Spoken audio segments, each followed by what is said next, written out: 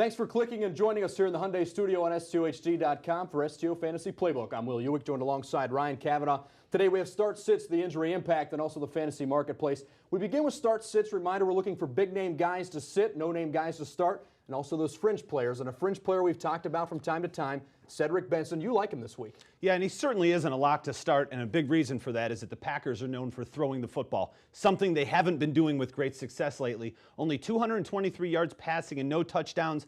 Consider that Cedric Benson has a very favorable matchup as he plays the worst run defense in the New Orleans Saints, allowing 215. They're going to want to establish the run to help out the pass game. Get Cedric Benson in your lineup. Kyle Rudolph's another guy I like. He's become one of Christian Ponder's favorite targets. He had a breakout game last week with 36 yards and 2 touchdowns, playing the Lions, who have not done a good job of defending tight ends. Get Kyle Rudolph in your starting lineup. But Jarvis Green-Ellis is the name that I like this week, running back for the Cincinnati Bengals. Had a great solid week there against the Ravens defense in week 1, but he's kind of gone downhill since then. But now he gets the Jacksonville Jaguars in their 30th ranked rush defense. I expect a big game for him. Jacksonville's game plan is going to be take away A.J. Green, which should leave holes for Jarvis Green-Ellis. Malcolm Floyd, another guy we've talked about. He's coming off a 6-reception, 109-yard performance. Floyd gets to Kansas City now. The Chiefs giving up the 12th most fantasy points to opposing wide receivers. And Malcolm Floyd, last year when he went against Kansas City, had 5 receptions for 107 yards. So I expect a big game for him.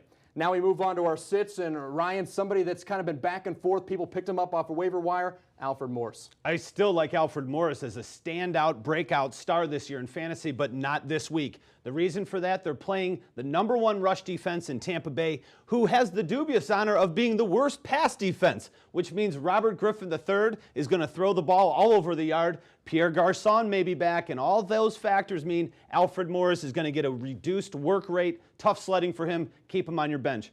Marcus Colston. This year, he's been limping through the season. He was targeted 11 times in week 1. Since then, only 4 times in each of the last 2 weeks. He hasn't gotten the end zone, and I'd wait to see him get in the end zone before I put him back in my starting lineup. A couple of sits for me are actually coming from the same game. Jay Cutler and Jason Witten. Cutler, here's a guy that people thought was going to have a great breakout year when they brought Brandon Marshall in from Miami. He's thrown for under 200 yards the last 2 games, has 6 interceptions on the year already, and now he goes up against the Dallas Cowboys, the #2 passing defense in the NFL. You expect Carr to probably take away Marshall. I would sit Cutler. Jason Witten on the other side of the ball, just 8 receptions for 76 yards. No scores yet this year, and he had 6 drops, which is unlike Witten over the last 2 games. Bears have the 6th best pass defense and are only allowing an average of just 6 fantasy points to opposing tight ends this year. Jason Witten firmly on my bench this week, Ryan. Now we move on to the injury impact. We take a look at that Buffalo backfield, which has been very interesting this year. Fred Jackson down, C.J. Spiller steps in, leads the league in rushing. Now he's down. Choice steps in. Fred Jackson said he's back. What is going on in Buffalo, Ryan? Well, a lot of options is what's going on. And good news for Buffalo, as we found out that Spiller's only going to be out for a week or 2. Jackson says he's ready to play. Is it too early? If you had an opportunity to pick up Tashard Choice, keep an eye on that injury report, because if Choice is in, I think he has a big week. Same with Fred Jackson if he's able to go. I'm going to disagree with you on this one. I think the New England Patriots rush defense is pretty good. I think if you picked up Choice, great. If you missed out on him, don't worry about it, because he's not going to have a great week, and he's only going to be there for 1. Now we move on to the fantasy marketplace. We look for guys you can maybe buy low, sell high. Ryan, someone that everyone was high on last year, but then the experts said, he's going to regress, but he hasn't. Andy Dalton. Andy Dalton, in fact, has stepped up. The last 2 weeks, Will, he's thrown for over 300 yards and 3 touchdowns in each of those games. A big reason for that is the development of Binns and Hawkins to help out A.J. Green in the passing game. And, of course, one of your favorites, the law firm, running helps out passing. Andy Dalton's a guy that people drafted to be a backup. It might be time to get him in your starting lineup. Another guy, this is stock down, Will, remember that. I'm not saying bench LaShawn McCoy right now, but as the #2 or 3 drafted running back, you might be able to trade him for somebody else and get great value for him. LaShawn McCoy just has not shown up. Only 1 touchdown so far this year. His touches have gone down, and if you're in a point per reception league, he's not doing it there either. Only 43 yards receiving.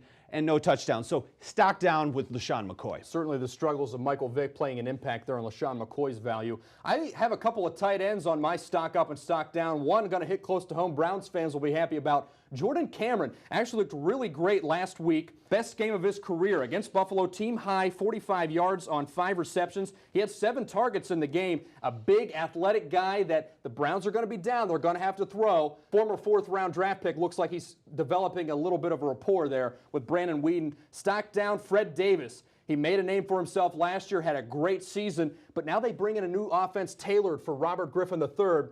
And apparently that offense isn't tailored for a tight end because his numbers are dropping off. He had a great game last week, but I expect when Pierre Garçon to come back, his numbers are going to trail, and that tight end position is going to slowly be phased out a little bit. Still good value, but not where you drafted him at. That's all the time we have for STO Fantasy Playbook. Make sure you check back each week and check out our columns online. You get it there at STOHD.com and click on the Fantasy tab at the top of the page. For Ryan Cavan, I'm Will Ewick, reminding you that it's your fantasy.